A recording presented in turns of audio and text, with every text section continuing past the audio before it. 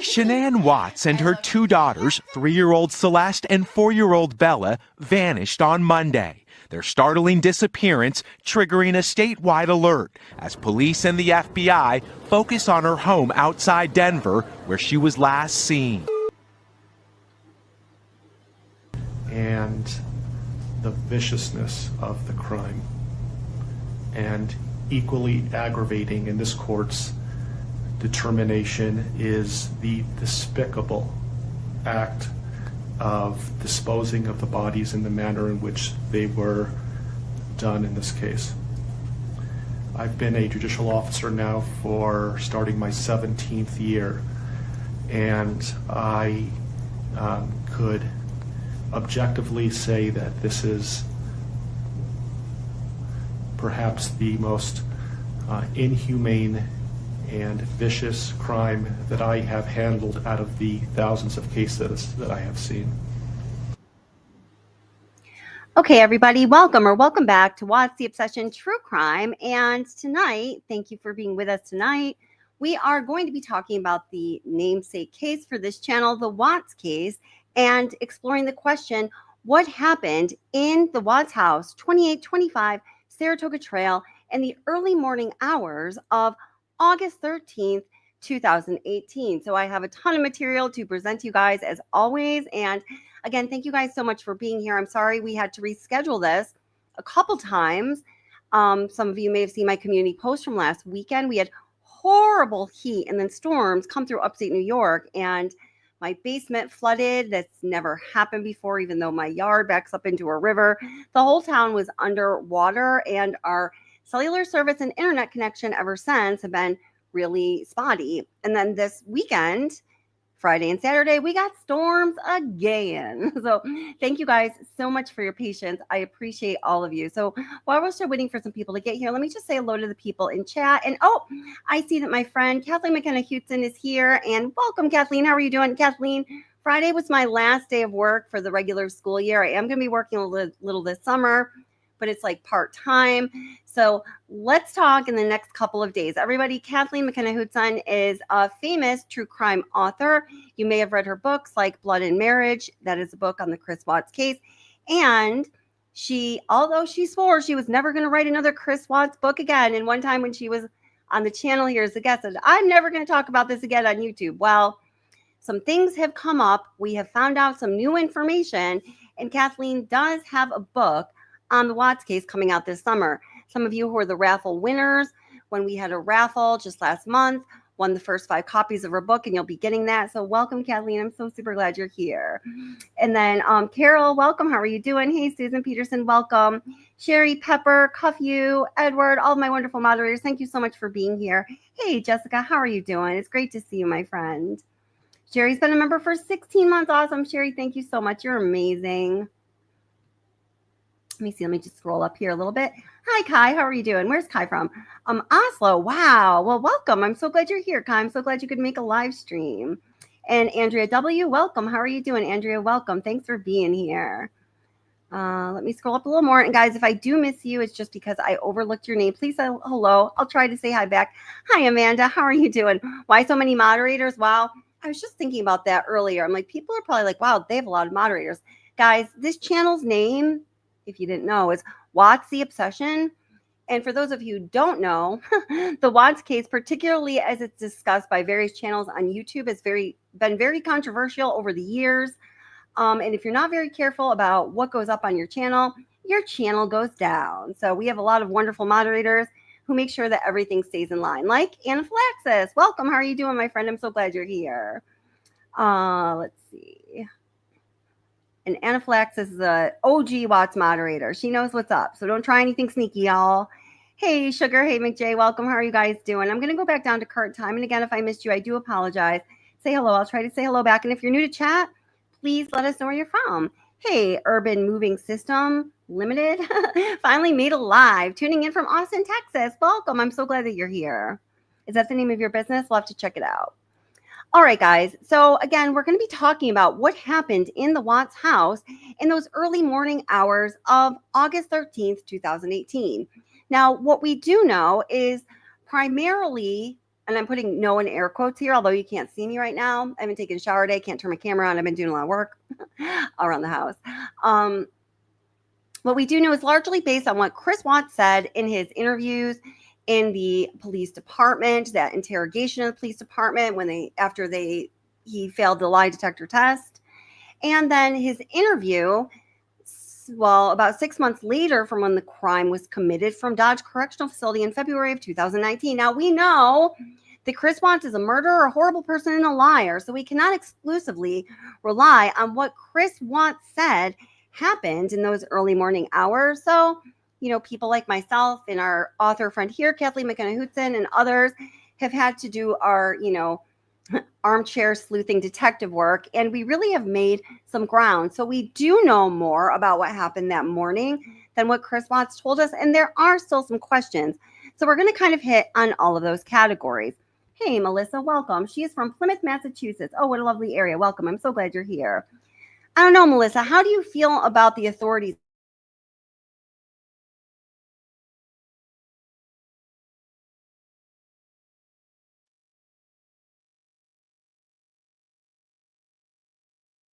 After the Karen Reed trial, I'm afraid to even drive my car in Massachusetts. So be vigilant and safe. And thank you for being here, Melissa. And hey, Michelle, welcome. How are you doing? She's all the way from England. Oh, thank you so much for being here.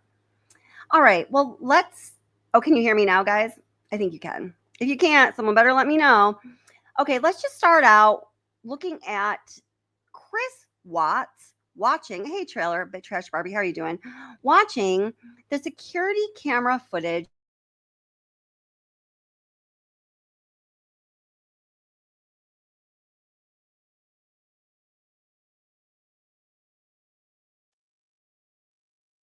That damn mute button. I'm so sorry. Okay, I'm going to need to be more still. Nate Trinistech's security camera footage when the authorities had just arrived at his house during the day on August 13th, 2018. And Chris Watts is kind of bugging out because he knows what he done and perhaps what other people done with him. And well, let's just start there. That'll be our starting point for today. Welcome to those of you who are coming in. If you have a moment, please hit like and share the link. And thank you guys so much for being here.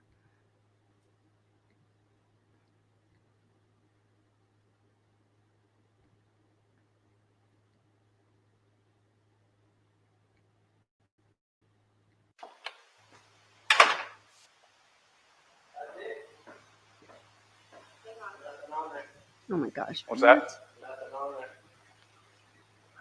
My camera. Lay down. Loaded my stuff up in my coolers, my water jugs, my book bag, my computers, some of the tools that I have in the toolbox. I knew I was going to have to do some pumping unit rubbers today. Oh my gosh. Hold up here. It won't let me change the screen. Just give me a second here. Oh my God. Recording? Yep. I love StreamYard. I love StreamYard. Okay, so it's motion. Any motion event that happens, but I get cars driving. There we go. From this street, And this is him at 517.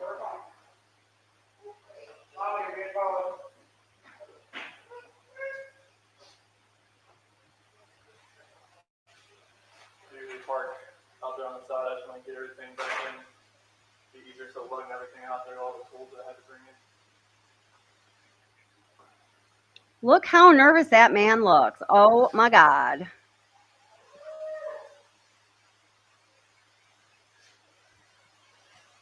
As he should be, clearly.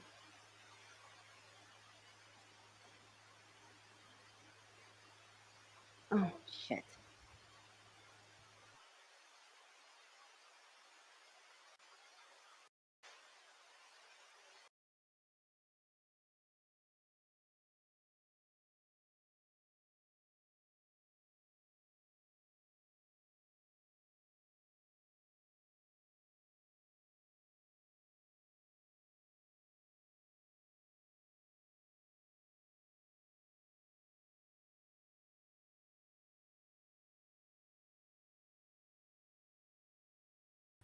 Oh my gosh, my fault again. Okay, I'm moving to my desk here, so I'm not going to keep bumping around and hitting things. I am so sorry about that. Let me just bring that right back into this stream here.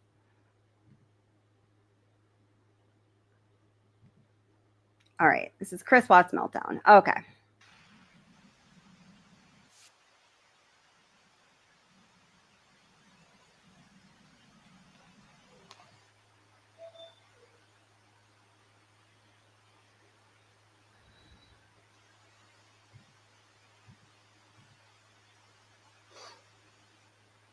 And now there's a reason we're watching all this, although it seems like a little bit of dead air time, in addition to noticing how nervous he is. My detective just showed up, so he'll probably want to talk to you. He'd probably, like I said, he might have you call at the bank and see if there's any kind of activity. Because if there is any sort of action out On there, his camera, I would have got it. like Right. we had issues the other week when people were stealing stuff out of like garages and stuff like that, and I had parked my truck I up had here. it parked right here. Yeah. Now, I just want to pause and ask you guys and put your answer in chat. I wonder what was going through Detective Coonrod's or Officer Coonrod's head at this time. I mean, when you're looking at Chris Watts and he's swaying and he's got his hands above his head, which, by the way, is he was doing as an involuntary reaction to his nerves, because when you put your hands over your head like that, your lungs open up, your blood flow changes, and you get more oxygen flowing to the right places. Because when you start to freak out, your body, sends signals to your brain. Oh my God, help me out. Put me in the best mode for survival. I'm freaking out here, right? So he's doing all that, and then he's babbling on and on and on about putting his tools in his truck. I wonder if Officer Coonrod was suspicious of him at this point. What do you guys think? So someone, See if I could anything see where happened. someone tried to jimmy with a flathead screwdriver over there, and it was just like, But if any action would have happened, any cars or anything left your house, I would yeah, have there would got have been like right in that area. It should, I mean, it. Oh, it'll pick up anything coming down the street this way. you know where that tree is? Oh, yeah. Okay. Watch, I'll show you. There's nothing on here. We've already watched that one. But like, you'll see this car. What security system do you have? Actually, this car. You can see this car starting to drive down the street. here. That one. Oh, well, See what I'm saying? It picks up all the way down there. He's next door. Here we go. I was talking about dispatcher. He'll be close for. Yeah, we can pick up cars coming this way. I get anything coming this way. Now, again, there's a couple of very specific reasons we are watching this, although many of you have seen it. Just keep watching, and I will stop and add in some details that you may or may not know at the appropriate points. It was turned. So, and usually at night I pick up the cars pulling the ear trim. So, unless they pulled right here, Yeah. but I would have caught her walking out.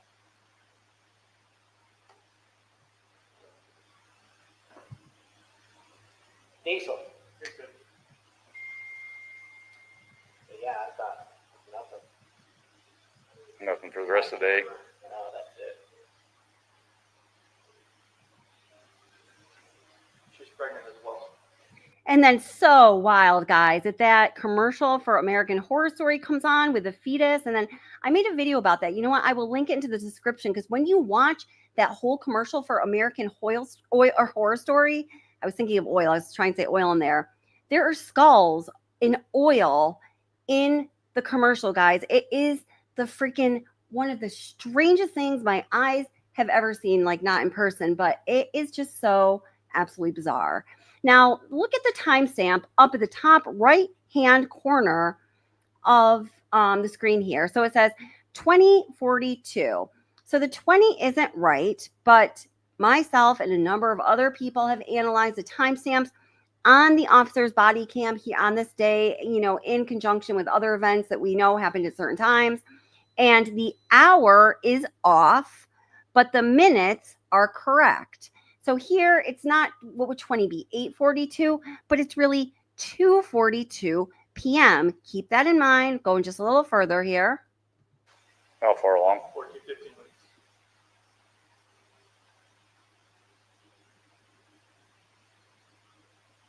That's why her friend said it was low blood sugar. See, Now, also, we are going to just take note of what is in the background here on the television.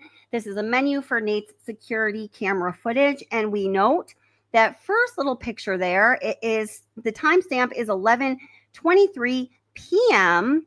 August 12th, just hours before Shannan arrived home and the family was annihilated. And his security camera is triggered by motion. And in this case, it was triggered by headlights of a car driving by. Chris Watts is on his phone. Please note. I've got her friend leaving out here at 2 in the morning. I think. My camera. It's 2:42. Chris is still on his phone, texting away.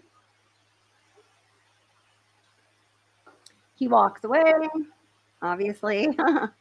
He's holding his phone. He's going to get back on it, it looks like. Oh, he's going to put it away. It's 2:43.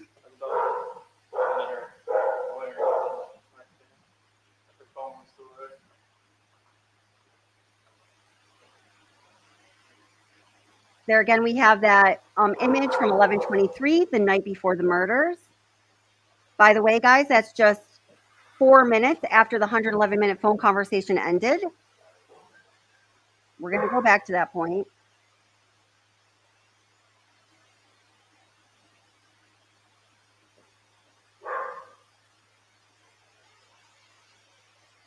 Welcome to everybody who's coming in. She dropped her off at 1 in the morning, right? My doorbell said 1:48. She came in.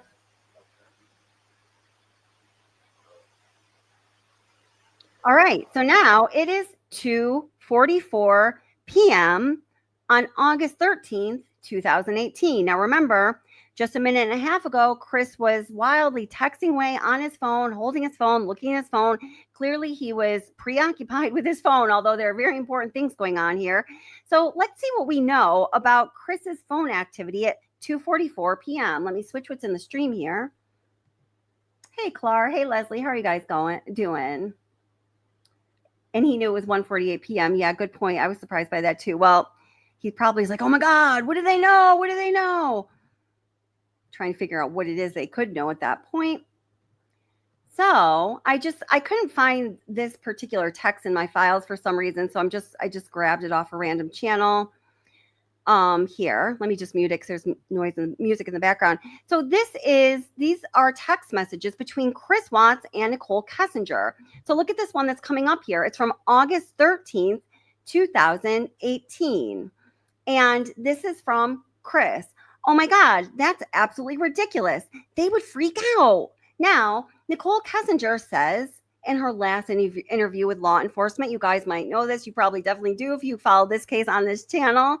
She's like, and I saw a box of unicorn Lucky Charms. And it's like, oh my God, these girls would love this. So I texted to him.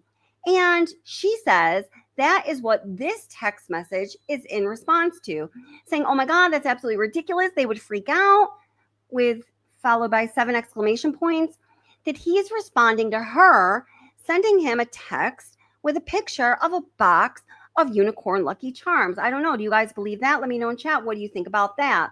But the greater point here is something that we do know is that while Chris is, his wife has just gone missing, the authorities are there. They're at the neighbor's house looking at security camera footage, trying to put together pieces.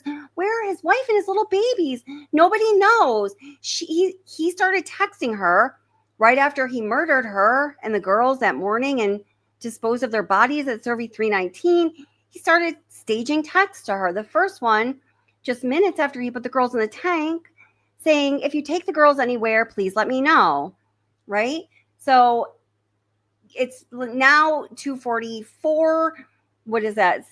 Almost 7 hours later. If he hadn't heard from Shannan since then, and others are afraid the girls and Shannan are missing, certainly he should be focused on any information they can find out, right? No, but instead he's texting with Nicole Kessinger. And all the evidence we have, the public has from that at this point, is Nicole Kessinger's response to whatever he was just texting. Oh, no, I'm sorry. His response to Nicole Kessinger, we know as she was texting, it was that box of unicorn Lucky Charms, and ain't that something? So, and we're going to come back to that too. I'm going to be tying a lot of pieces of information together here. And while I'm doing that, I'm using lots of material to help me. So again, I'm going to change what is coming into the stream here so we can take a look at something else.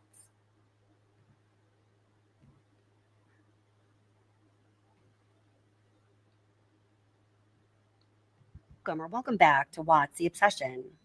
So many of you know, probably most of you know, about the 6:16 a.m. ping that registered on Chris Watts' mistress's phone, Nicole Kessinger's phone, on August 13th, 2018. That is the morning of the Watts family tragedy. That is the morning when Chris Watts' family was annihilated by himself and perhaps with the help of another. And one of the things that makes many people believe there was help from another is the 6:16 a.m. phone ping from Nicole Kessinger's phone that happened with, according to the experts who have weighed in with What's the Obsession, within under 300 to 400 yards from 2825 Saratoga Trail, the address of the Watts family's residence. And although this is compelling evidence towards the possibility or probability or definitive understanding that Nicole Kessinger was a criminal part of this tragedy, we must remember that 6:16 a.m. phone ping is not the only piece of evidence, even just from the discovery around the time of the murders.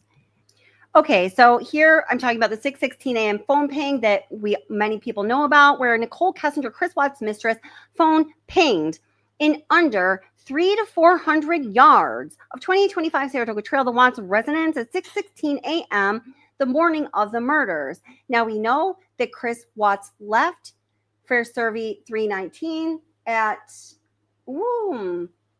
I usually know this off the top of my head, just before 6 a.m., okay? So this is just shortly after he left with his family, Shannan deceased, and Bella alive, and Cece, well, we're not sure, in the back of his truck. So very curious timing. We're going to continue, but I just wanted to read this comment because, Stevie, you always bring this such interesting information to us when there's an anniversary of something that happened in the Watts case. Hey, honey bun, how are you doing? And Stevie says, it's the anniversary today of Chris Watts telling Nicole Kessinger it's going to be hard to sleep without her warm body next to him. And that is so interesting, Stevie, because we know that Shannan, so today is June 29th, right? We know that Shannan Watts left to go to North Carolina for those 6 weeks that she was planning to be there with the girls on June 26th, just 3 days ago. And it was on that same day when we have those text messages, or we have the information from Nicole Kessinger in her, what I call that cover my ass letter, that 8-page letter she sent to law enforcement documenting her interactions with Chris Watts. It was on that same day when he showed up at her house with 2 boxes of condoms in hand, one unopened and one partially used.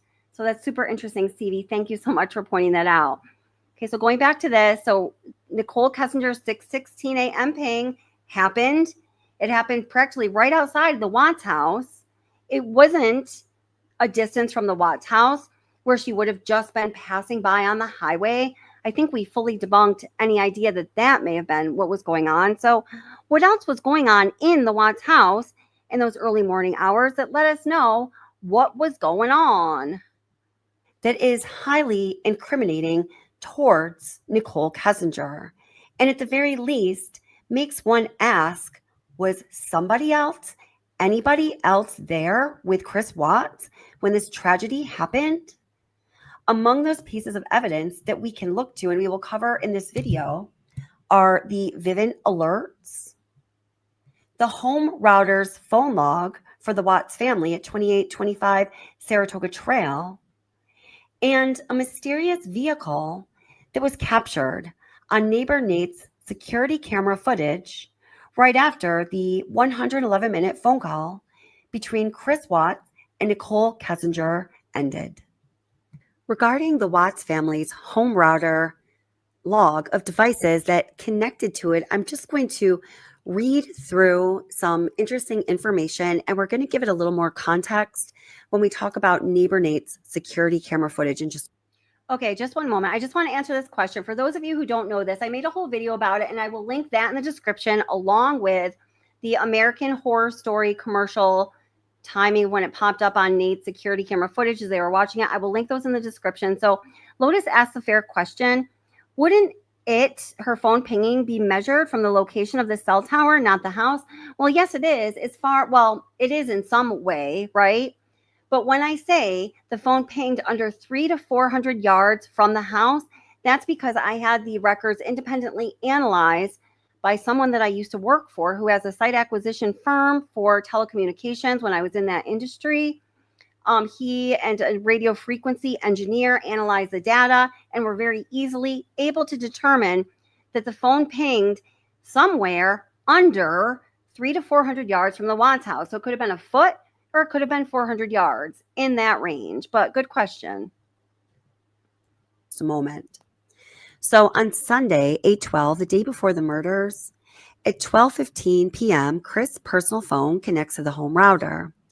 It does not connect again until 9 o'clock and 45 seconds p.m.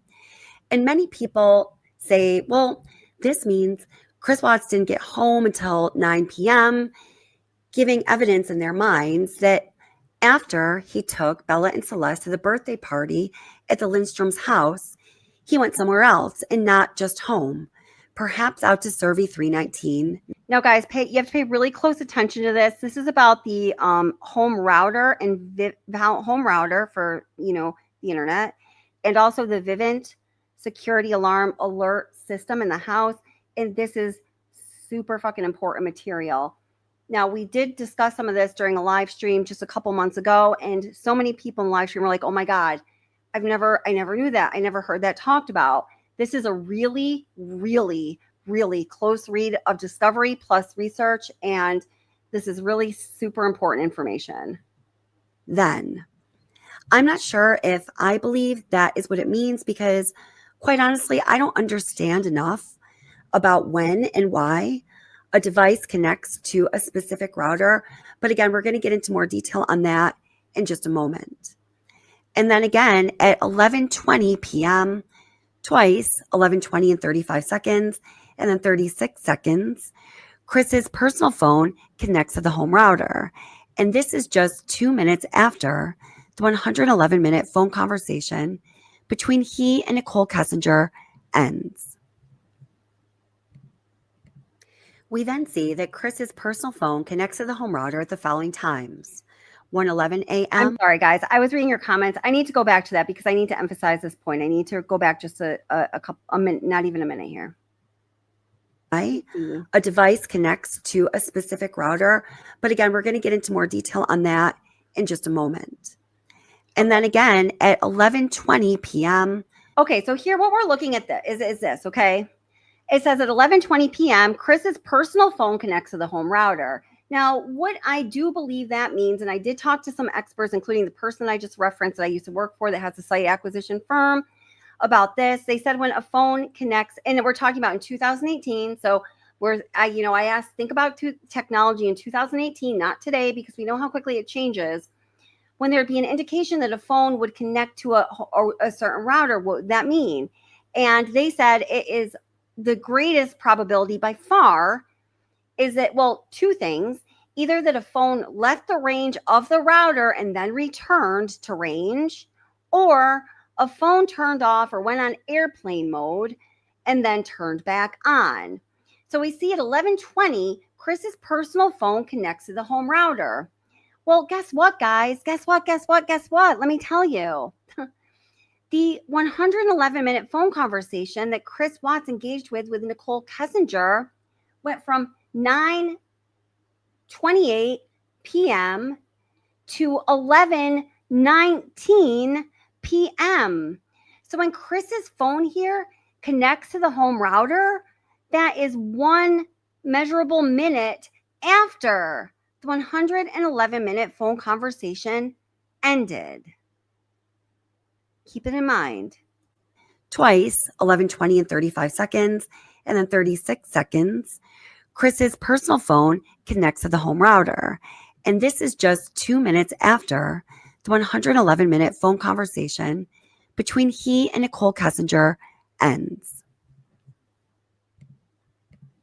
We then see that Chris's personal phone connects to the home router at the following times: 1:11 a.m., 1:32 a.m., 1:35 a.m.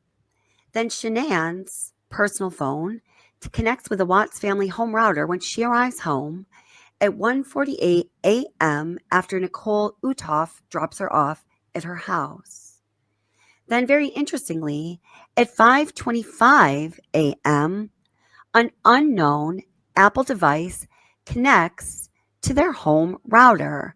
At 5:25 a.m., an unknown device connects to the Watts family home router, okay? Shannan got home at 1:48 a.m., and then in this video, I give you the exact minute when Chris started his car. So this is crazy. I just want to make sure, snap, you're paying attention. This is really important information. 5:25 a.m. That's interesting, right?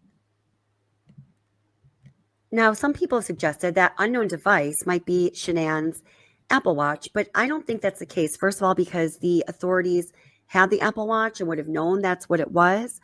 But we also have this, another instance of that unknown device connecting to the home router. So it's on Sunday, August 12th, the day before the murders.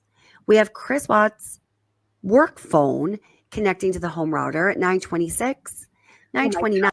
I'm so sorry. I keep interrupting this, but Stevie said, have you heard the report that Chris Watts and Nicole Kessinger had WhatsApp? Now, I know that a channel that does content on this case did a video just the other day about that, put it out and, presented this big news. Guys, people like myself and Kathleen McKenna Hootson, our author friend here, who has the Watts book coming out this summer, said, and thank you, Stevie, I appreciate that.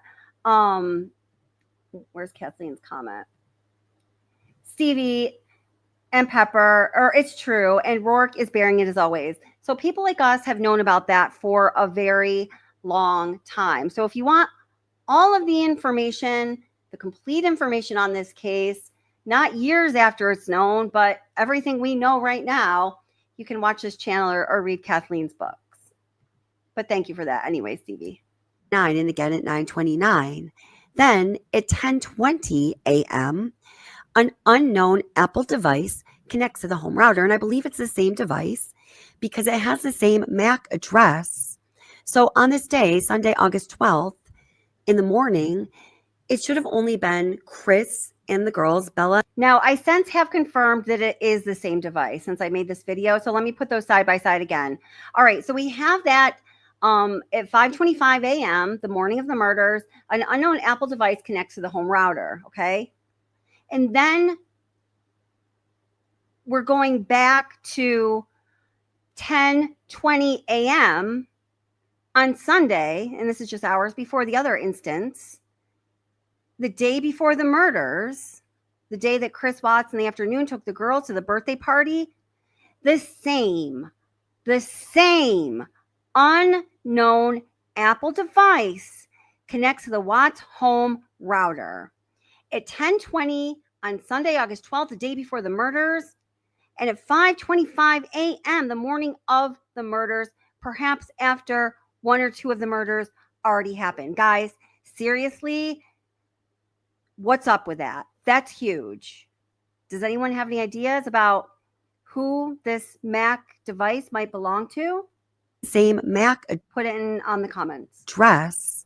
So on this day, Sunday, August 12th, in the morning, it should have only been Chris and the girls, Bella and Celeste, home by themselves. Nobody else was known to be in the house.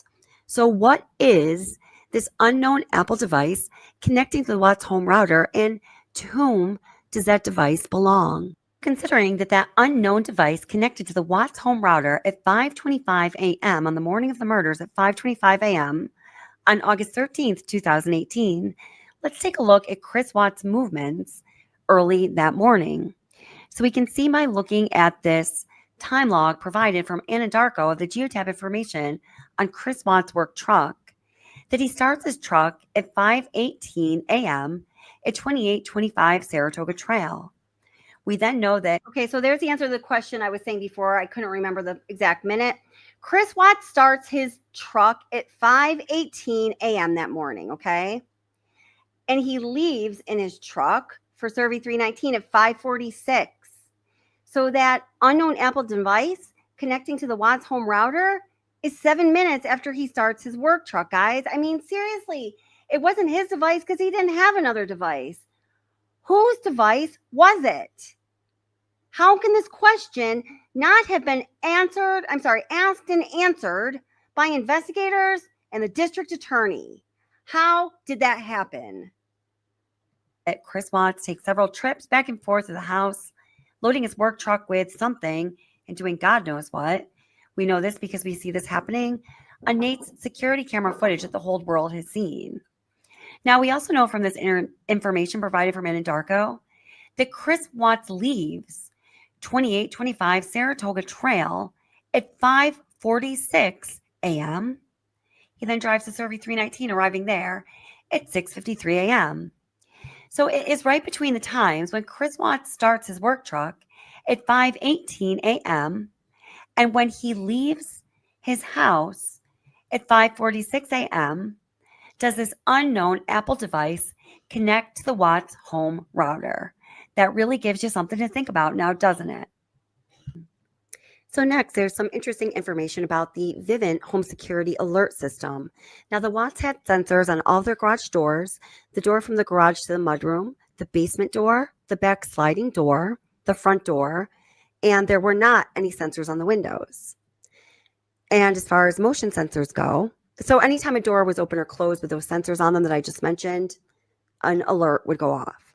Motion sensors were located in the right-hand corner of the living room area and in the basement. And there were entrance access via key code on a keypad for the garage door and the front door.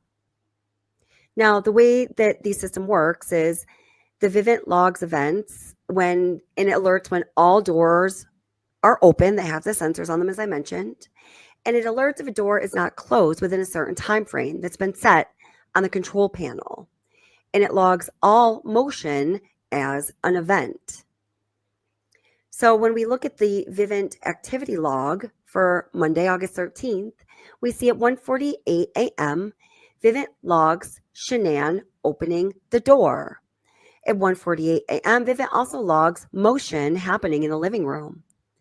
And it's not until 4:26 a.m. Let's talk about before we move on to this, let's talk about the home router information because you guys are putting some great comments in chat here. Okay, so we talked about the home router situation. We're going to go to Vivant next. Okay, so we know that an unknown Apple device connected to the Watts home router at 10:20 a.m. on that Sunday, August 12th, the day before the murders, and at 5:25 a.m. the morning of the murders, during the time when Chris Watts' work truck had been started, was sitting in their driveway and had not yet left to Survey 319. Now, good questions here. Let's respond to them. Let's talk about them together. Urban Moving System says, only thing I can think of is the iPad. Shannan had an iPad, we know that, right? But the police probably already had it. It wasn't Shannan's iPad, though, and we do know it because I did think about that, because Shannan that weekend was in Arizona. She didn't return home till 1:48 a.m. the early morning of August 13th, and she had her iPad with her. There are pictures of her on it, but really good thinking. It was not Shannan's Apple Watch because we already have the identifying numbers for that. Jessica Eversole asked, where's NK or Jim Apple users? NK was, yes. I don't know about Jim. Let's see, were there any others here? But, and hey, John McSmith, it's so great to see you. I hope you're feeling good. Mismatch reminds us to leave Jim alone. Yes, thank you. Yes, leave Jim alone. Stevie says, Kelly, when you say I mean seriously, I hear Shannan Watch. She does say that, right? Yeah, we have some similarities. Anna, thank you for being here. I'm so glad you can make a live stream. Carol says, I don't understand why they're not pursuing NK. Well, Kathleen Houghton and I don't understand either. So hopefully after her book comes out in a few weeks, she said she's hoping that DA Rourke and Nicole Kessinger will sue her. At least that'll get her in court and that'll get things started. Amen to that. Thanks for taking the fall for us, Kathleen.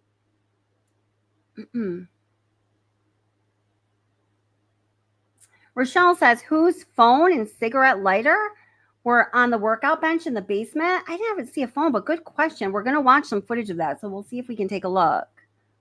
All right, I'm going to continue this now. So again, now we're moving to the home router. The Vivant alarm system information from inside the Watts home on, the days in question. The that Vivant logs the basement door opening. Inside, the garage door opens, and also there is motion in the living room. So from 1:48 a.m. to 4:26 a.m., there is no motion or doors opened logged in the Vivant security system alert system that Shannan and Chris receive on their phones. And obviously, Vivant can see when law enforcement requested that information. So the question is, if things happened even remotely like Chris Watts tells it, when exactly did he bring Shannan from the upstairs to the downstairs when he says that Bella was accompanying him and crying? When did the girls come from the upstairs to the downstairs?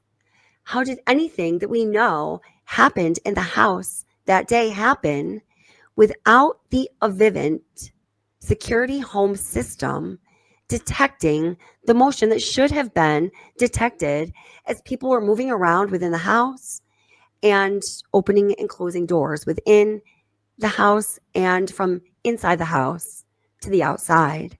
So now let's take a look at neighbor Nate's security camera footage. Actually, this is the perspective from Officer Coonrod's body cam video when he is over. So now we're going to revisit something that we just brushed over in the very beginning when we opened this live stream, looking at this Chris Watts and Nate and Officer Coonrod watching the security camera footage from the hours in question when Chris Watts and perhaps someone else were loading his work truck.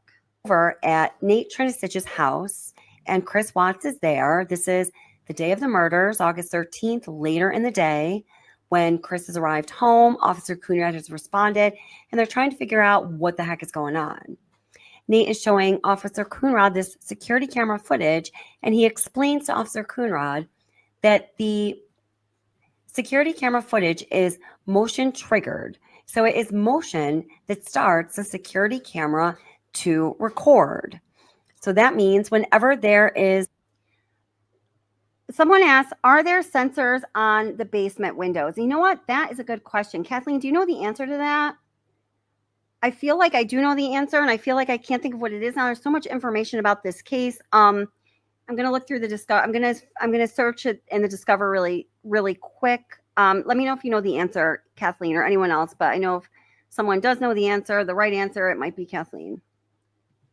Is an image or some video recorded by Nate's security camera footage that was just shortly preceded by some kind of significant movement outside that caused the security camera to begin recording. Is this on continually recording? Yep. Well, It's not, is it motion or is it, event, okay, so it's motion. any motion event that happens, but I get cars driving from this street, and this is him at 517. While Nate is trying to find the security camera footage from the evening before in the early morning that day, he's flipping through some frames, and we can see this one frame that is labeled 11:25 p.m. that is just of headlights going by the Watts house, by Nate's security camera. So isn't that interesting? We can see here on this page from Discovery, these are the last hours of August 12, 2018, that Sunday night, that night of the 111-minute phone conversation, and that night where we see that image on Nate's security camera footage at 11:25 p.m. Okay, hold it. I got to go back because I need to answer this question before we move on. I'm sorry for jumping around. So I'm at 11:23. I think I have the answer to my question right here in my own video. All right. Let me go back a little bit. Okay. So right here. Okay. So I did look into where the sensors were. And here's the list. So there's sensors on all garage doors. You're right, Rochelle. Door from the garage to the mudroom. The basement door. Oh, the door from the interior of the house to the basement. The back sliding door. The front door. And no sensors on windows. Okay, guys. And although I can't recall it right off the top of my head, I promise you the research I did to put this into this video in this nice bullet pointed form for you, I'm 100% sure of it, or I would not have included it. So there are no sensors on the basement window doors. All right, let me go back to where we were. So now we're talking about Nate Trinisich's home security footage and how it was triggered at 11:23 p.m. by headlights going by the Watts house 4 minutes after the 111-minute phone call ended. And I've got to tell you, this is so weird where I just stopped it. You know, he saw that picture on his screen is appearing from 11:23 p.m. the night before the murders. It is at minute 11 and 23 seconds in this video. That is so crazy. Maybe it's a sign of what, I don't know, but that's weird. At 9:29, Shannan made an unanswered call to Chris Watts. And sorry, this is from Sunday evening, the night before the murders, August 12th. So I'm reading through the events that are listed in Discovery. Keep in mind that one event missing from the Discovery timeline, very conspicuous, is a start, stop, or anything about the 111-minute phone call between Chris Watts and Nicole Kessinger, also known on this channel as Skanky Empanada or Empanada. Well, that call was unanswered, at least in part because the 111-minute phone conversation went from 9:28 p.m. to 11:19 p.m. So interestingly, Shannan tried to call Chris Watts just 1 minute after he got on the phone with Nicole Kessinger. And then Shannan, during the phone call, also says, through a text, I tried to call you, giving you an update. And she's telling him that the plane is going to be significantly late. And then at 9:45, she sends a flight information. And it's not until Chris Watts gets off the phone call with Nicole Kessinger that ends at 11:19. At 11:21 p.m., 2 minutes later, Watts replies finally, "Holy crap, sorry, I passed out on the couch. That's going to be late." It is then 4 minutes later, after Chris Watts sends this text to Shannan, that we see this image from Nate's security camera footage of headlights at the Watts house. Whose headlights were those, and what was going on at the Watts house at that hour, just 6 minutes after the 111-minute phone call ended? What I've circled here in yellow is a screenshot of his security camera menu that is dated at 11:25 p.m. 23. I was Sunday, there, August 12th. And it shows headlights going by the Watts house. So that is most likely, based on what we know about how Nate's security camera works, what triggers it, and when it starts recording, we can safely deduct, I would say. Tell me if you think I'm wrong. I'd be happy to talk about it. Questioning things, you'll learn more about them. We think we can safely say it's that car going by that set off Nate's security camera. So there's a car going by at 11:25 p.m. So this is 6 minutes after his 111-minute phone call with Nicole Kessinger ends. It is 4 minutes after he finally responds after a couple hours to Shannan saying, "Oh my gosh, it's going to be really late," lying, saying, "I fell asleep on the couch." And it's just really curious timing. We can see from the menu selection that Nate goes through the purview of Officer Coonrod's body cam footage, that the next event on his security camera footage menu is when Chris Watts starts to go out to his truck at 5:17 a.m. Now, I would just like to reiterate that it seems that as we look at the official Discovery timeline of events that happened in the investigation towards the murders of Shannan, Bella, and Celeste Watts, that Nicole Kessinger is being protected.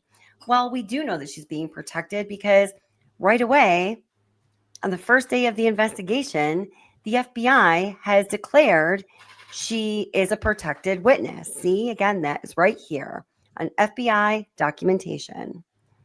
As I have noted before, Nicole Kessinger appears throughout the entire official Discovery timeline, all throughout it. In fact, The very first event on the official Discovery timeline is Nicole Kessinger texting the name Shannan Watts on September 1st, 2017, which is 9 months before Chris and Shannan claim to have met.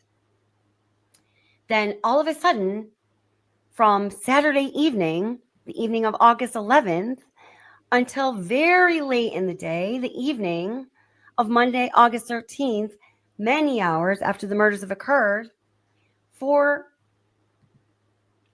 close to 48 hours, Nicole Kessinger is conspicuously missing.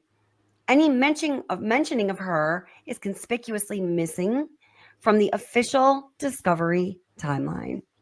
Even though during that time, there's a lot that happens with her, including the 111-minute phone conversation on Sunday evening and her 6:16 a.m. ping outside the Watts house on the morning of the murders. Okay, so let's just recap what we learned in that video. In addition to Nicole Kessinger's 6:16 a.m. ping right outside the Watts house. Can you guys hear me? Da-da-da. Yeah, you can. Okay, I'm pulsating there. Okay.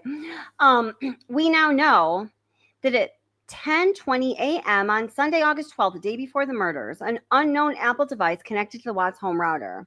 Shannan was in Arizona.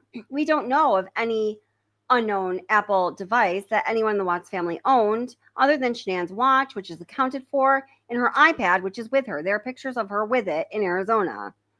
That same unknown Apple device also connected to the Watts home router at 5:25 a.m., the morning of the murders, which is in between the time when Chris Watts started his car outside his house and then left in his truck with his family in it to Survey 319.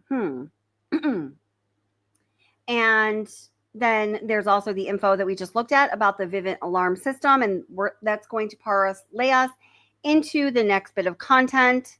And then also we learned that 11:23 p.m., 4 minutes after the 111-minute phone conversation ended between Kessinger and Chris Watts, Nate's security camera caught headlights going by the Watts house. That's why it turned on. And there were very few events of a security camera turning on. In fact, the next event that night into the early morning was when Chris Watts or somebody else triggered his security camera when they went outside to start Chris Watts' car. Oh, we also learned that Chris Watts' phone reconnected to his home router at 11:20 p.m. the night before the murders, just 1 minute after the 111-minute phone conversation ended.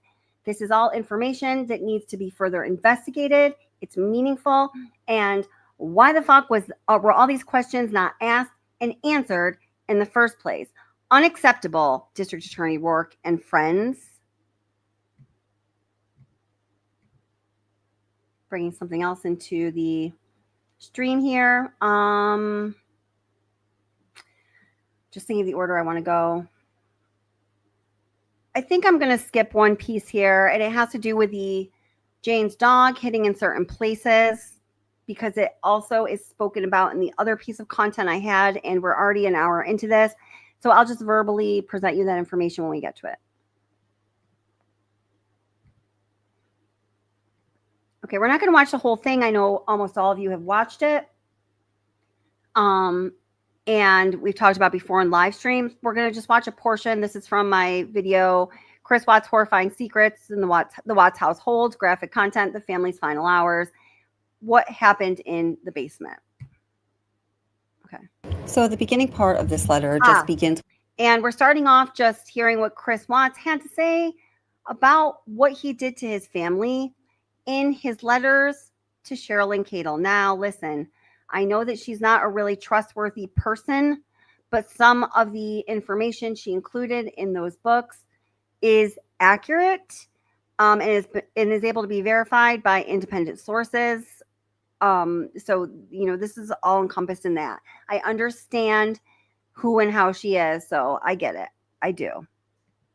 With some niceties and some small talk and reassuring Sherilyn Cadle of Chris's deep faith and pious devotion to the Lord, essentially, before he gets into some information about the investigation.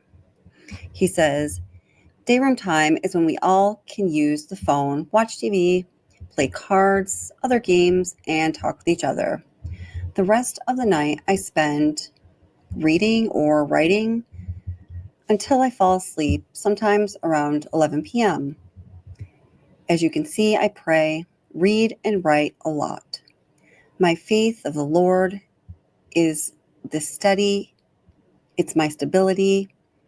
He gives me to spread his word, consumes most of my day, and I love it. The Lord's presence lets me rest in peace, knowing that his grace and love surround me. You say the canine dogs went crazy in one spot in the basement, and I can't think of a physical reason why. I went downstairs that morning to the basement to get some trash bags, but that's it.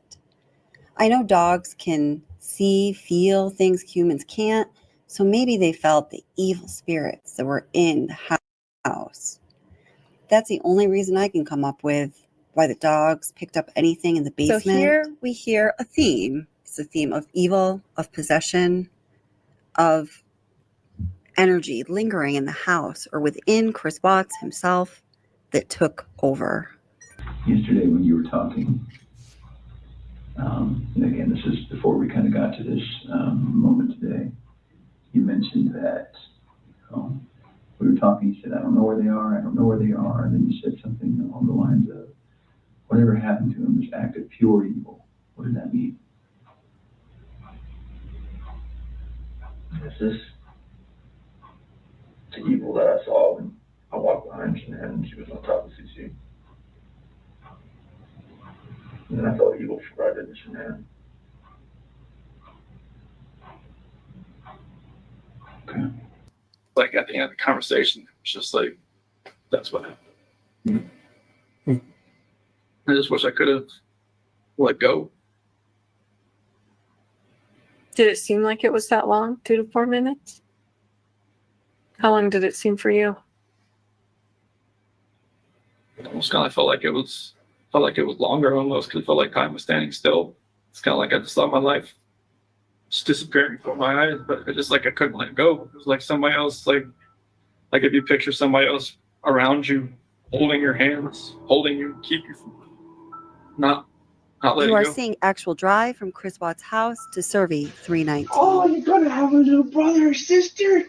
Yeah, you think so? Fuck.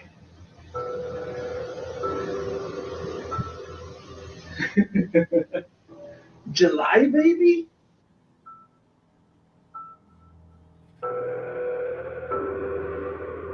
Good girl, Bella. You're so sweet. Give her a kiss, Bella? Give her a kiss?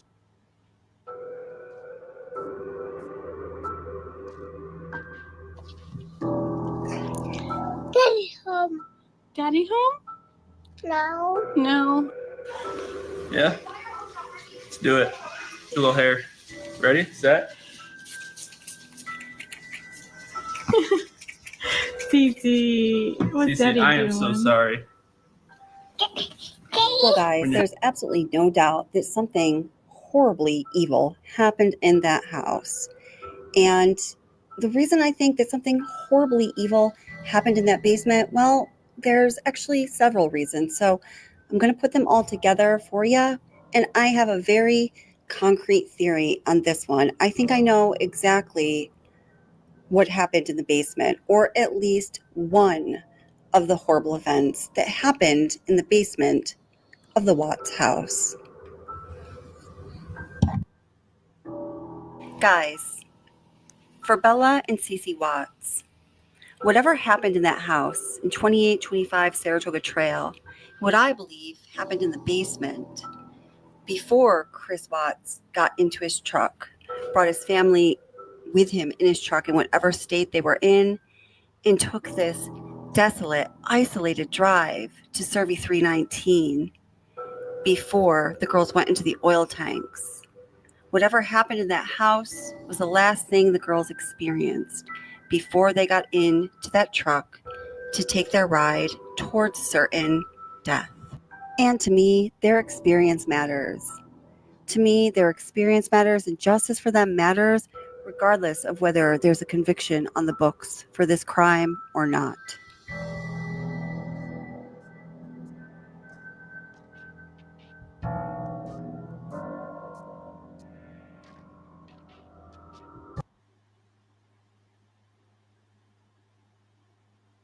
Something that cannot be ignored, and I thought about time and time again over the years, is Jane, the dog handler, and her dog Cody. Cody absolutely positively hid down in the Watts basement.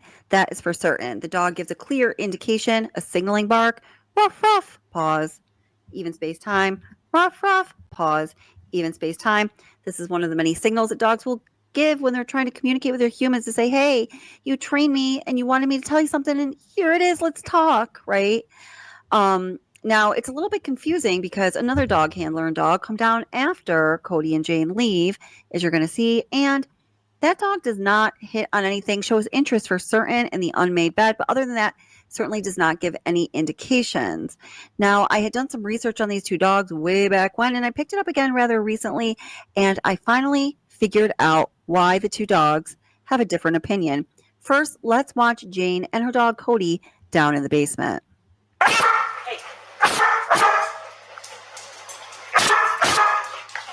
Yep.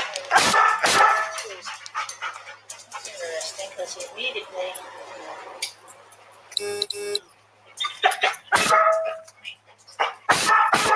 Quiet. Are you trying to tell me something? Just need a break. Here, check.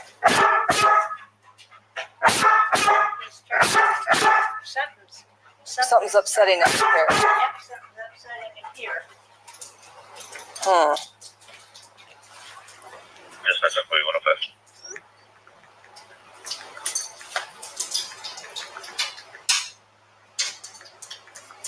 Talk for you, Nicole. Cool. 105. You can attach me to that meeting. I'll be on the same level. Something's upsetting here, in this area. Here.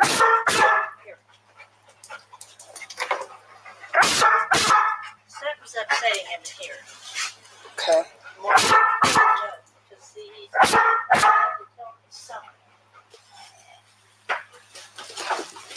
Money. I think Jeff or one of you should come in here down and.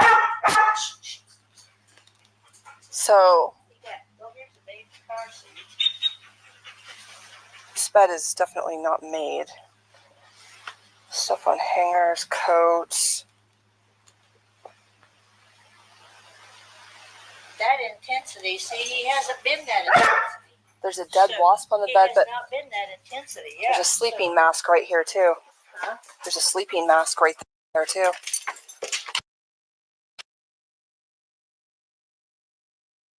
Okay, so something that drives me a little bit crazy about this is Jane is like, oh my gosh, he's going crazy. He's hitting down in the basement. He hasn't been that intensity. He hasn't been that intensity, she keeps saying. And then the police officer's just like, there's a wasp, there's a sleeping mask. They're like having two conversations and not the same conversation when they're both having important conversations, but they're talking over one another. The other time that we see Jane's dog Cody hit really hard, like he's doing in the basement here, is when they are walking by the,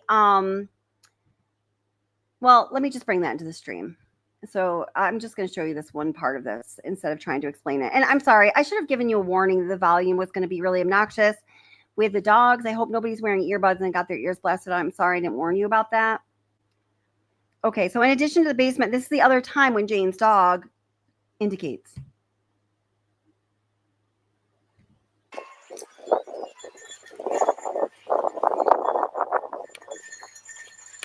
Take your anxiety medication, everyone. This drives me crazy.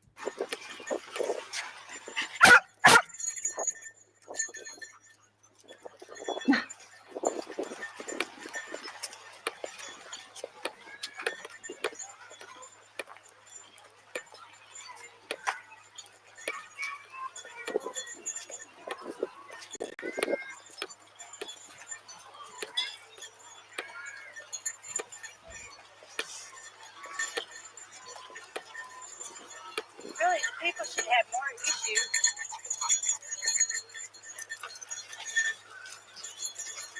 Johnson 823, dispatch 7.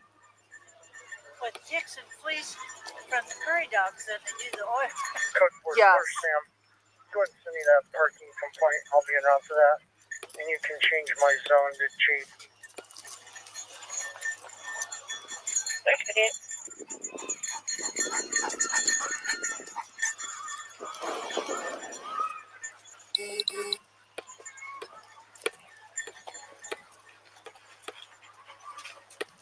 Hi.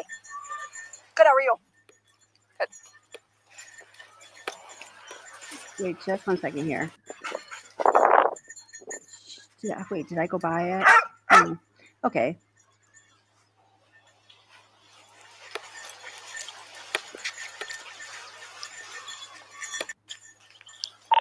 989, code 4, no need.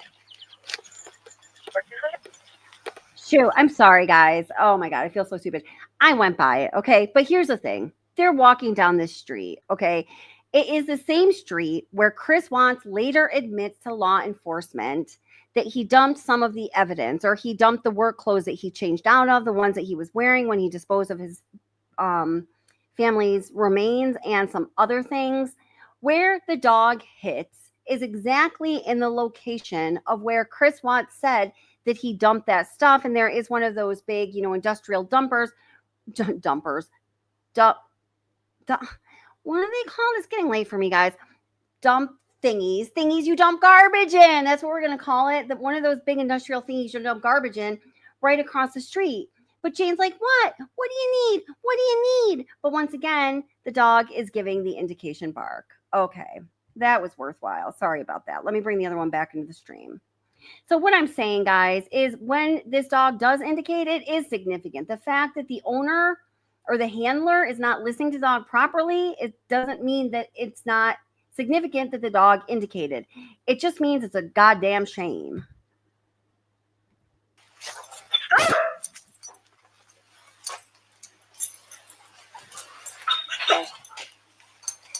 And this has not been cleaned up like anything else.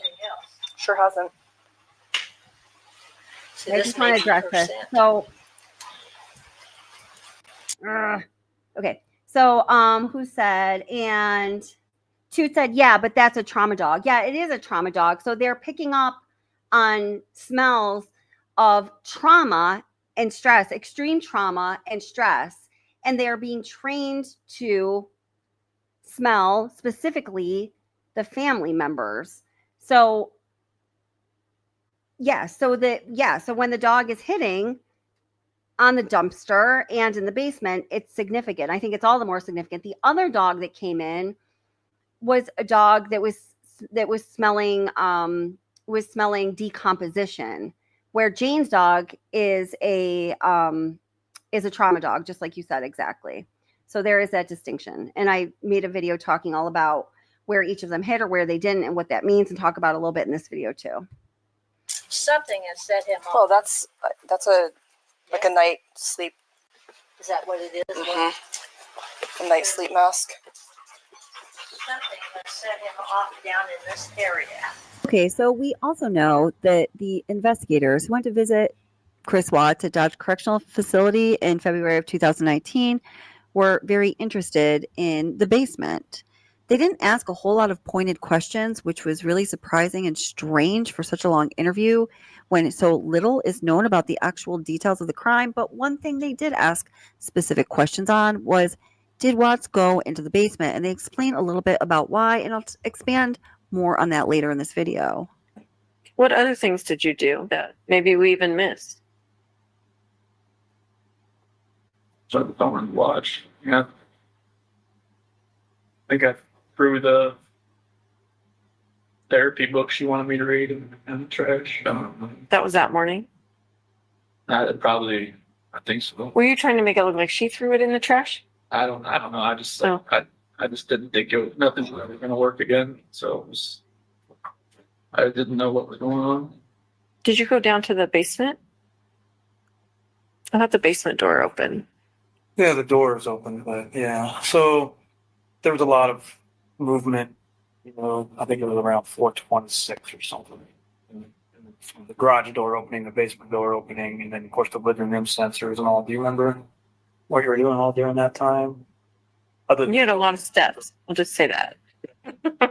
So like the basement, I'm not sure. I mean, the only thing I really have down there is my workout. The bench press. Do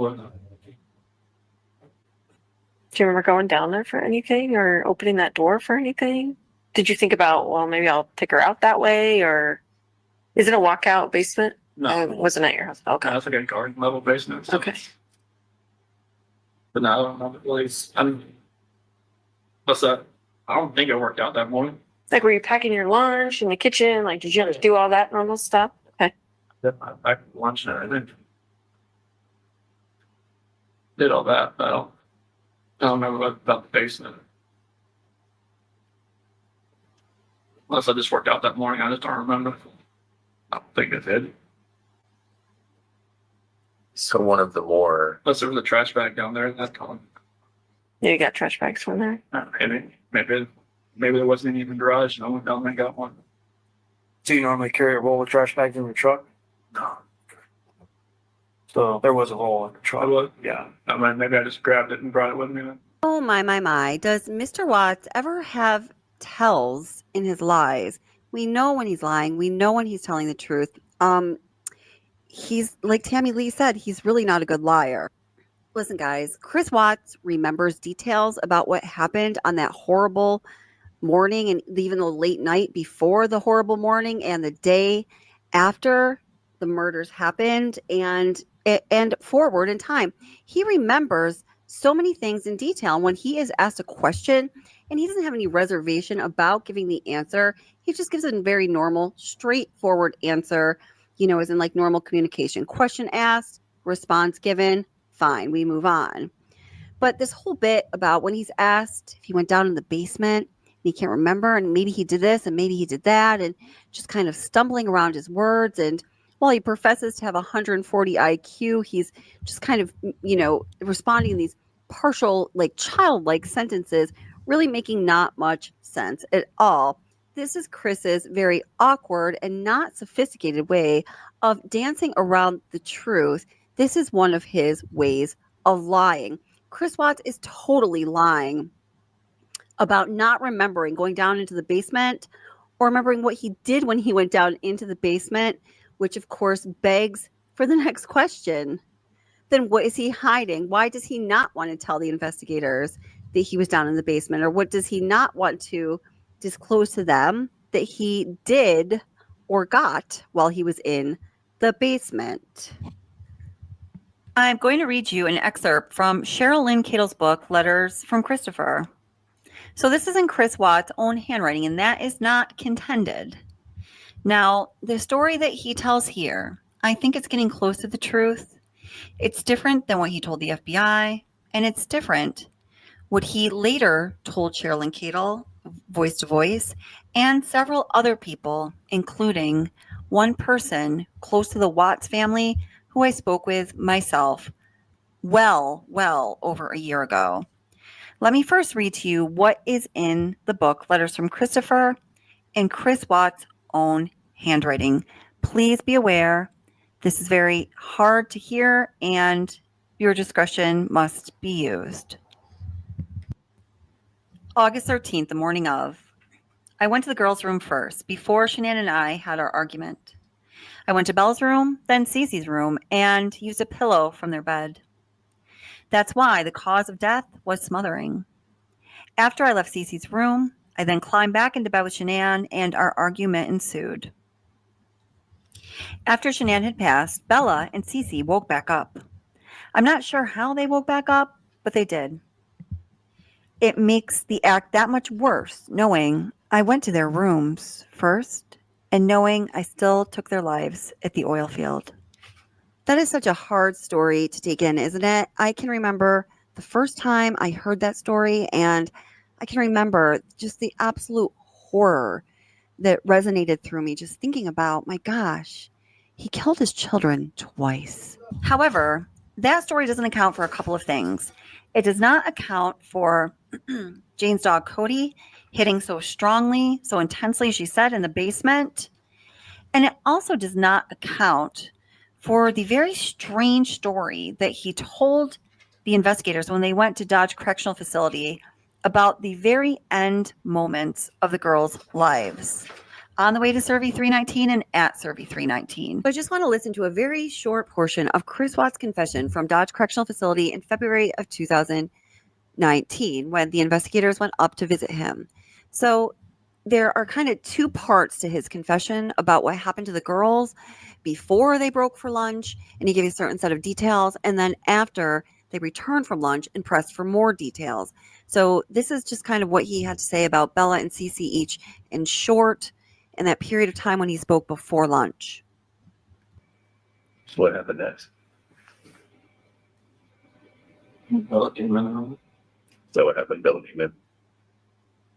What she said? Oh, why? Did she hear something? Is that what she told you? Obviously, I think. Okay.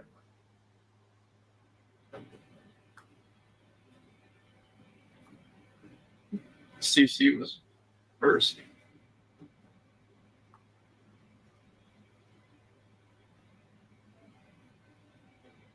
She did have a blanket. She had a blue blanket. So was she alive when she went into the oil tank?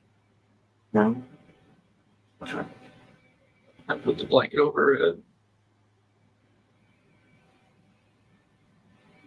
And that's how she passed. Good brief. Right? Daddy? I put the blanket over her head. I didn't want to. No.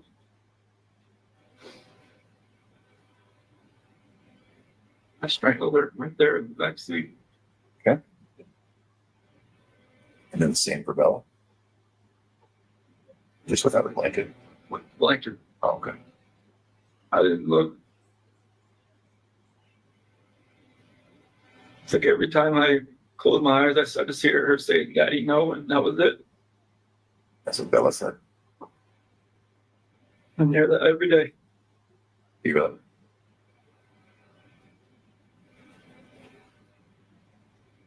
Okay, guys, so now we're going to listen to the portion of what he had to say to the investigators after they returned to the prison after the lunch break. I've just noticed that he only talks about Bella, even though Cece was his favorite child. He admits that. He doesn't mention Cece's name, but once or twice. And he talks about Bella a whole lot. Okay, go ahead and listen. So with the girls, talked about how they got into the truck with you and were alive. Okay. Are you 100% sure that's true? Okay. Can we ask, go back just a second?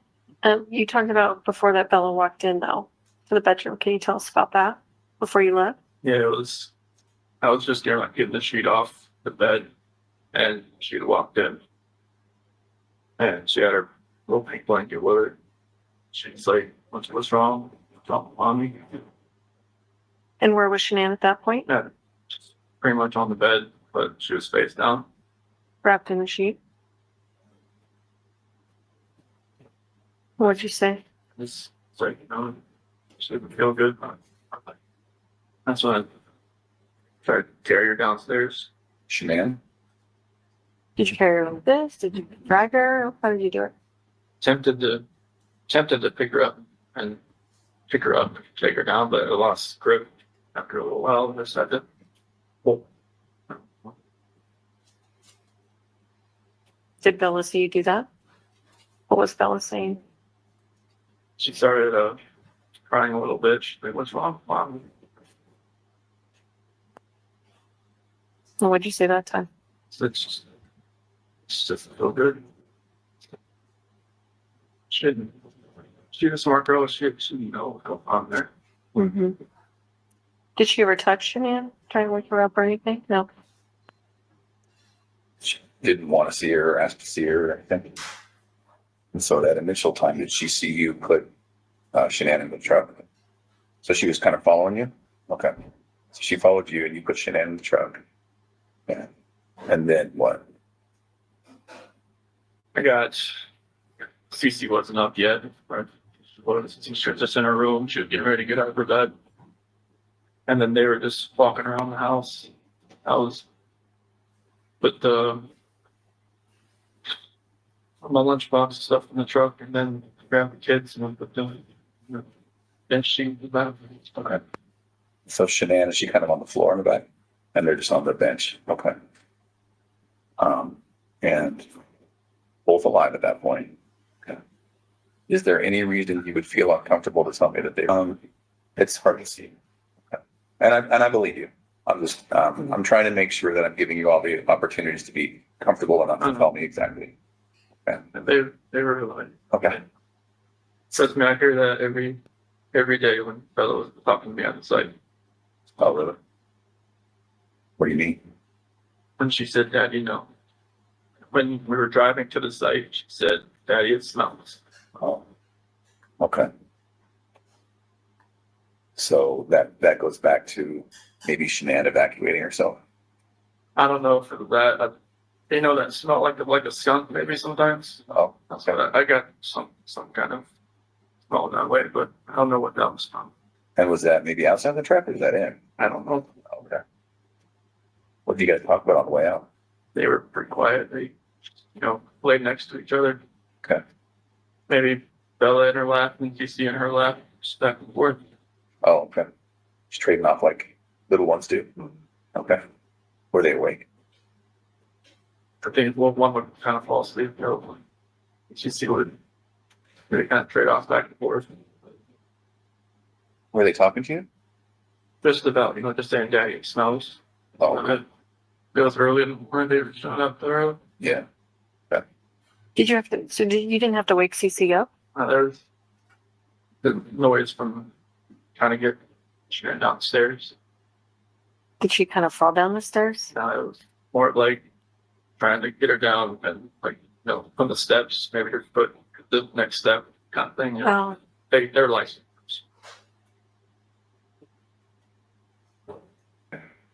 You mentioned Bella was first. Cece was first. Okay.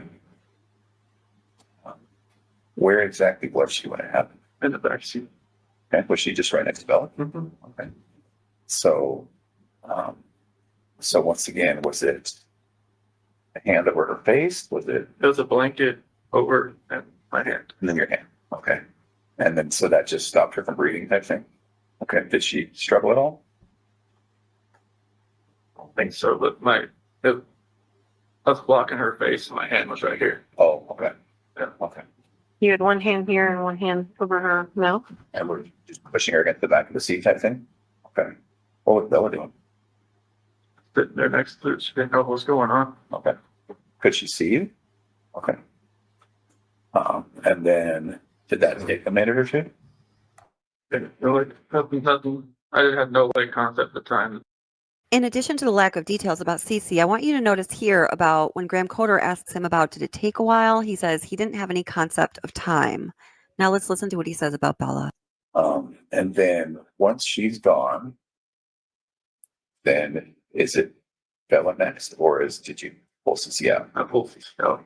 Okay, so once Cece's gone, Bella's still there in the car alive, and then you pulled Cece out. What'd you do with her? Okay. So she went into the tank, and Bella was still in the back of the truck alive. With regard to that tank, did you bring up Cece, put her down, open the hatch? Brought her up, opened the hatch. And put her in. Okay. When we talked the very first time we met, and we were talking about this, it was a matter of just lowering her down. Okay. And so she went in feet first. Okay. Was she able to fit pretty well? Was it snug? I think so. Okay.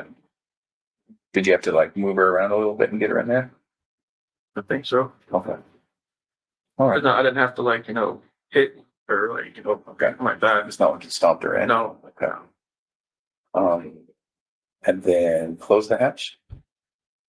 Yes. Okay. And then went down to Bella. Tell me what happened there.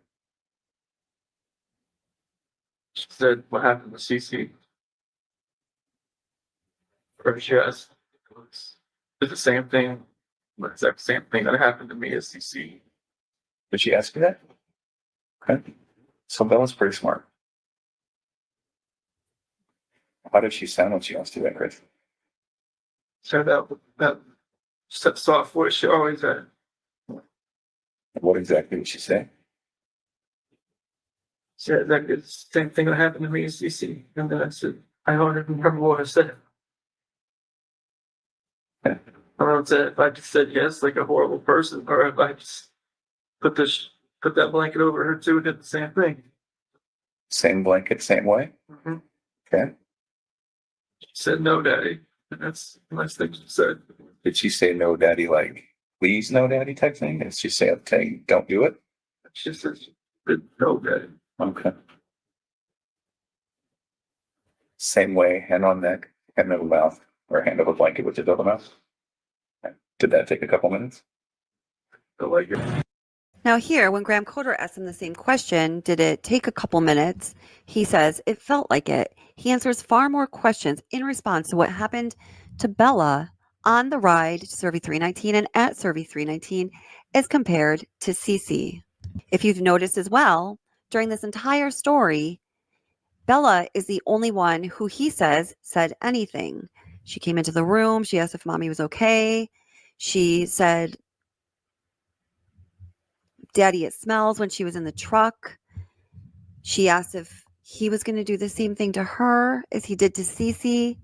And he doesn't mention that Cece said anything that entire time. Now, we all know that Cece was a bundle of energy and Bella was rather quiet. So this is kind of interesting, right?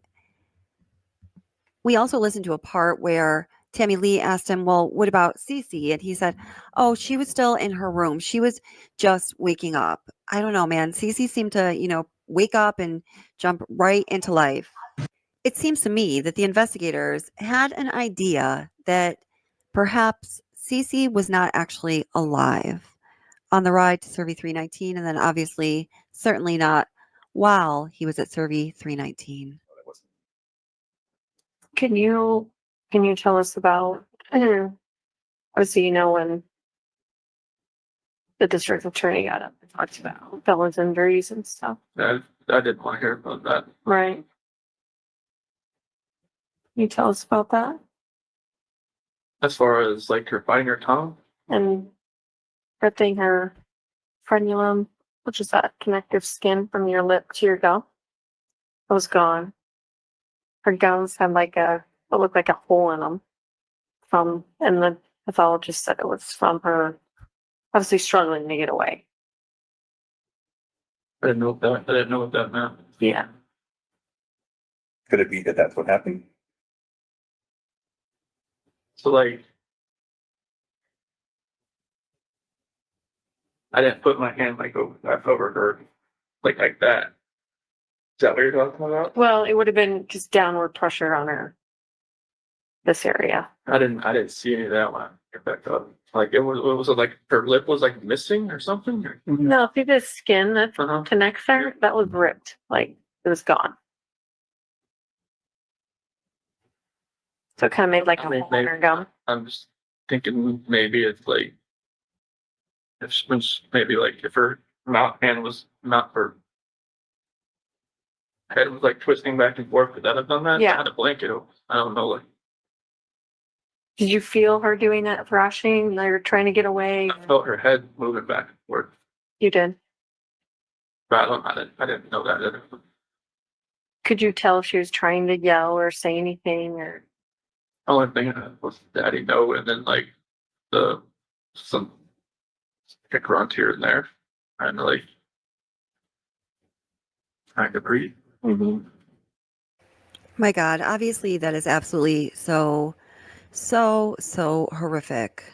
I personally believe that the only reason that Bella suffered those injuries and Cece had none is because Bella was alive. Oh God.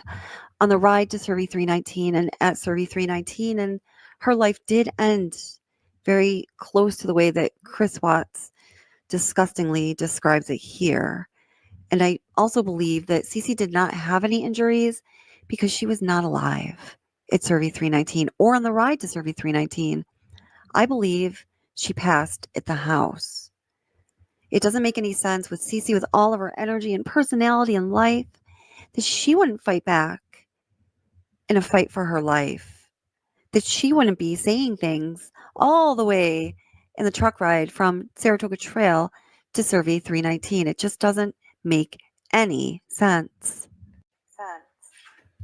Now, let's take a look at some of the body cam footage when Chris Watts arrived back at his house after Nicole Atkinson had called him. He had been out at the oil fields, and remember, he took such a long time to come back. They were starting to think about kicking in the door, and Officer Coonrod, Nicole Atkinson, and her children were there to greet him. Remember, instead of letting them all in through the front door, he goes through the garage door, ducks to pick up something in the car, and then goes into the house. It's over a minute later when he actually opens the front door and lets them in. So let's look at exactly what it is he does right after he allowed them to come in the house rather than to going around the house looking for his wife and children, which obviously we know he wouldn't do because he knew they were gone. Look at where he goes specifically. Nikki, I'll give you permission to walk in my daughter's house. Mind if I come in, Chris? Okay. Yeah.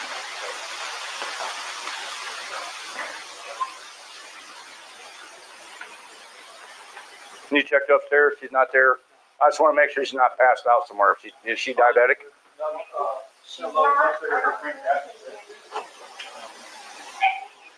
You mind if I look around? Go ahead. Thanks.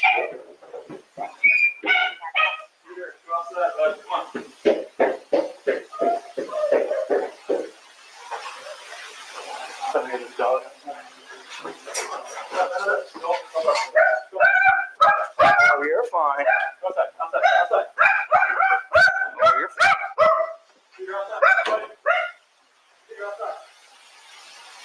So we see that he goes right downstairs in the basement to let Dieter presumably out of his cage. Now, this is a little strange to me because when the investigators asked him, what did you do? Why were you going down in the basement? Why didn't he tell them that, oh, well, and I had to put Dieter in the cage before I left to work for the day? I mean, could that be because, he's thinking, oh, man, if I went to work, but Shannan and the girls were still home, Dieter wouldn't be put in his cage? But then you think, well, why would he mind telling them at that point when he's already in prison because they know that he killed his family? So why wouldn't he just say, yeah, well, when I was down in the basement, one of the things I did, because I knew no one would be home, I put Dieter in the cage. That would have satisfied them partially, accounted for some of his time running around on the first floor and going down into the basement. But he didn't tell them that. And the second he walked into the house there with Officer Coonrod there, he goes down in the basement to let Dieter out. Well, maybe it would have made sense to keep Dieter in his cage since he'd been in his cage a whole lot while the family was away in North Carolina.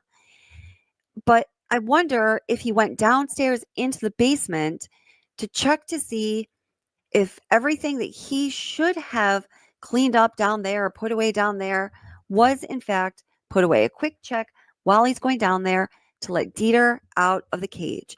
Now, why would I think that? And again, really quickly to what it was Dave Baumhover and Tammy Lee said about the activity in the house and in the basement around that time when they were asking if he went into the basement. What other things did you do that maybe we even missed? Shut the phone and watch. Yeah. I got through the therapy book she wanted me to read in the trash. That was that morning. I think so. Were you trying to make it look like she threw it in the trash? I don't know. I just didn't think nothing was ever going to work again. So I didn't know what was going on. Did you go down to the basement?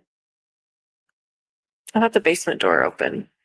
Yeah, the door is open, but yeah. So there was a lot of movement.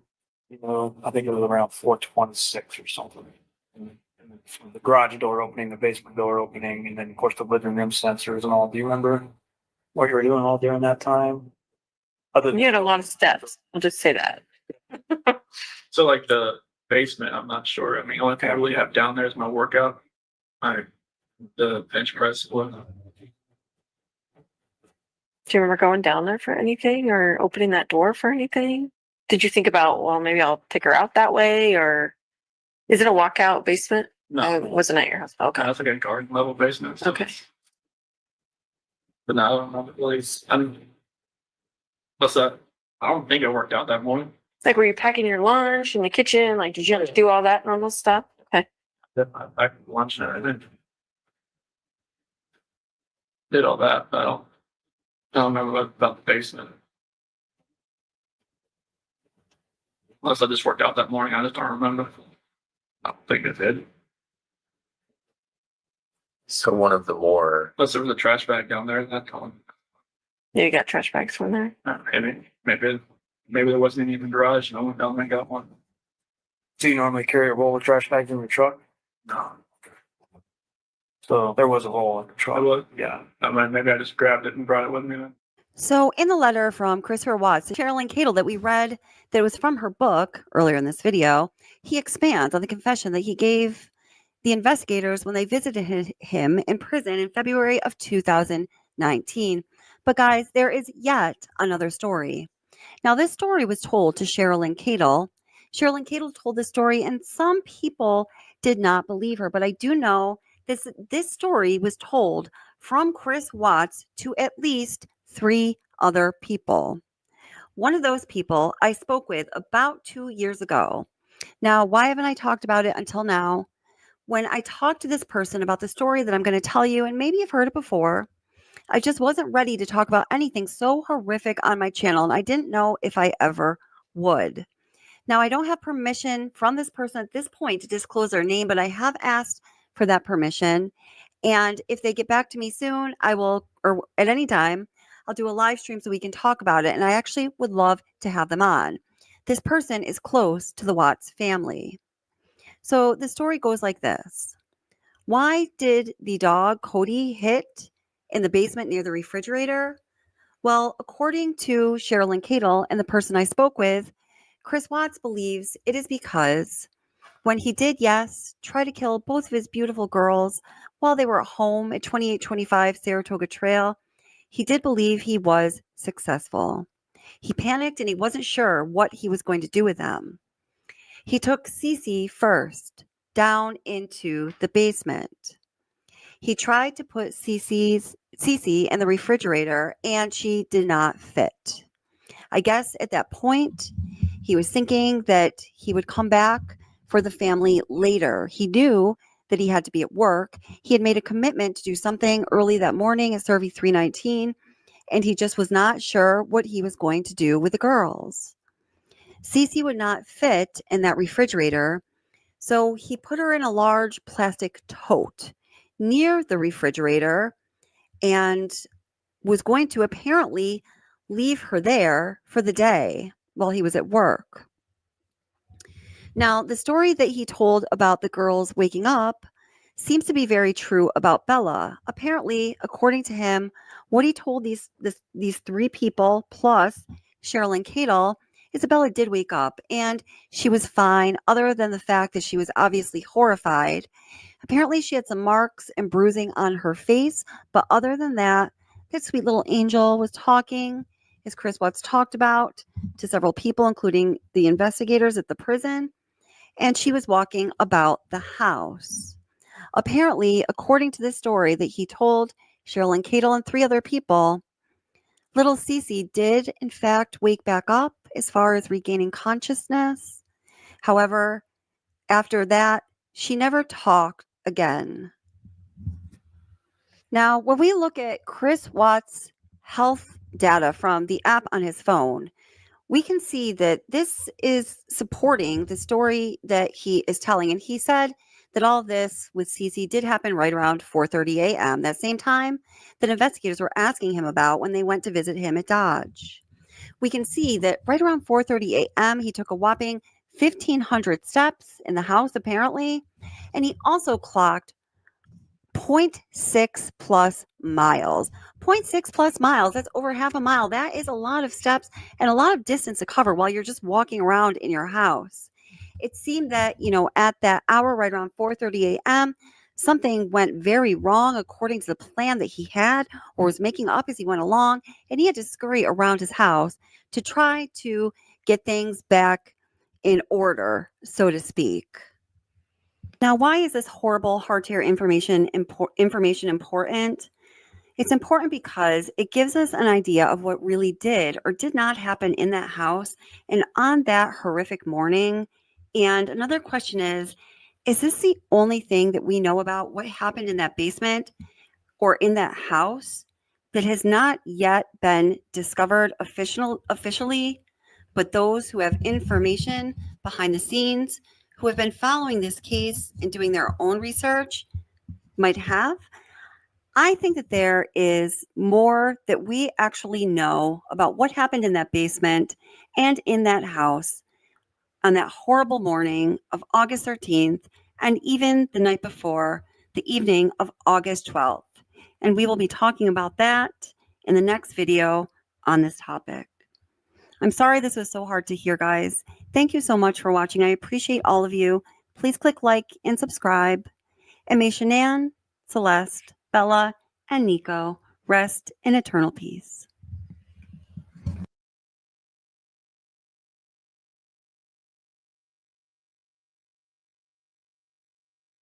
And,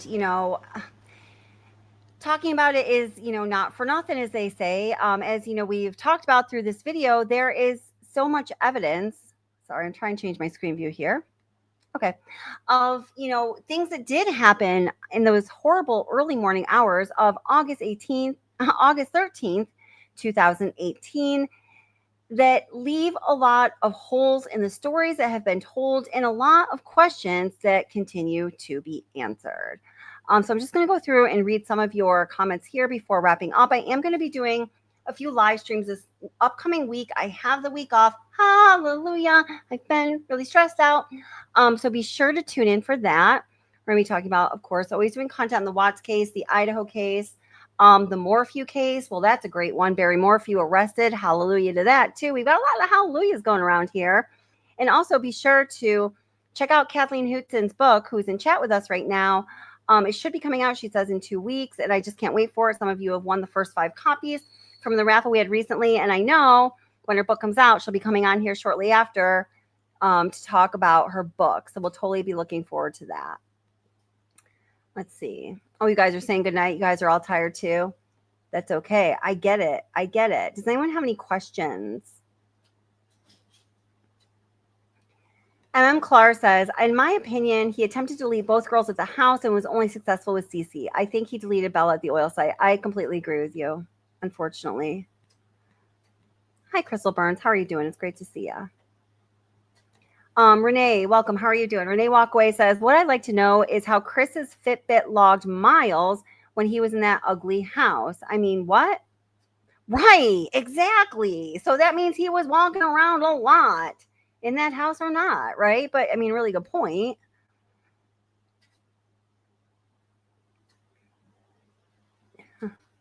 I don't know what this is in reference to, but I just have to read it. Think of Happy Day show. He would play Potsy. Definitely not a cold, cool, organized hit, dude. So he was a mess. I just like the reference to Potsy. Oh my gosh. All right, guys. All right. Well, let's see. Vixen, hey, Vixen 522, sorry, says, why was Chris so seemingly surprised by details of their endings? I think he was just having an emotional time trying to talk about some of the truth of it because he hadn't done so yet. I don't know if that answers your question, but yeah, it is weird. I mean, he's weird, right? Honeybun asks, did the truck have a device that could have connected to the house? I don't think so. That's a good question, though.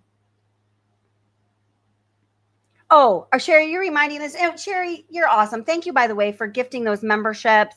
Sherry gifted 5 memberships. So if you got one of them, please thank Sherry. And also, Clark, thank you so much for the super sticker. I really appreciate the support. You guys are amazing. I think Sherry's reminding me to give the update. Is that what you're talking about? So Sherry told me she found out on another channel, on another platform, that supposedly Chris is in a serious relationship that has come out recently. And apparently, tell me if I'm getting this right, Sherry, is planning on marrying this woman, and his family are not happy. And apparently his family have had some disgruntledness with him and are saying if he does get married to this woman, they're basically done.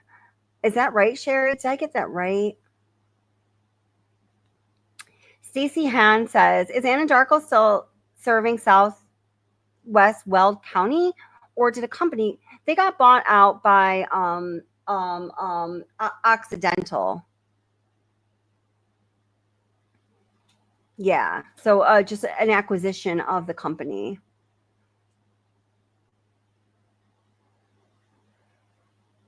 Oh, the new book is a Watts book, of course, Sabrosa. Hey, how are you doing, friend? Research flat Earth. What?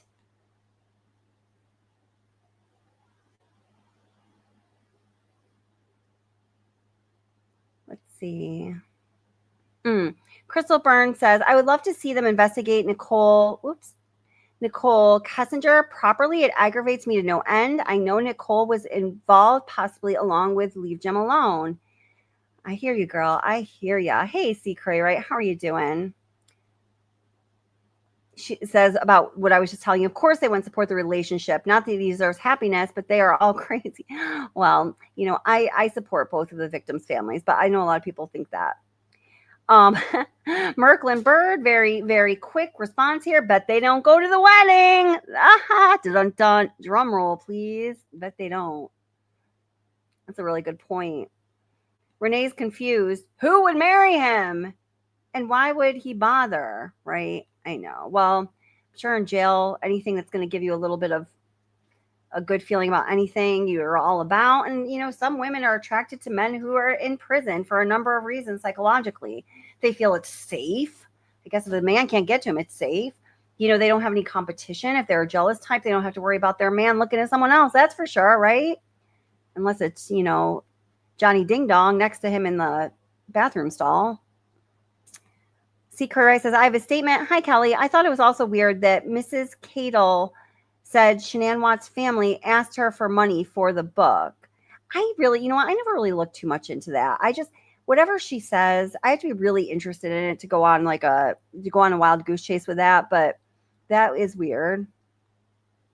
Thank you, MM Clara. I appreciate that. Yeah, I mean, both the Watts and the Rusick family, I can't imagine what they've gone through. And I think they're all essentially good people. I just try to be respectful of all of them on this channel. So, all right, guys. Well, I am going to end this. We're going on 2 hours now, but thank you guys so much for being here. And thank you, especially moderators. Thank you for the membership, Sherry, for the super chat, MM Clark. Everyone check out Kathleen Hootson's book when it comes out in a couple of weeks. She'll be coming on here very soon to talk. We'll be talking about all the information together. And I appreciate all of you. So I'm going to try to do 3 live streams this week. Be tuned in. I can't wait. I'm so excited to have discussions and chats with you guys. You are amazing. And remember, life is hard, guys. So please, please, please be good to one another. But mostly, I want you to be good to yourself because you deserve it.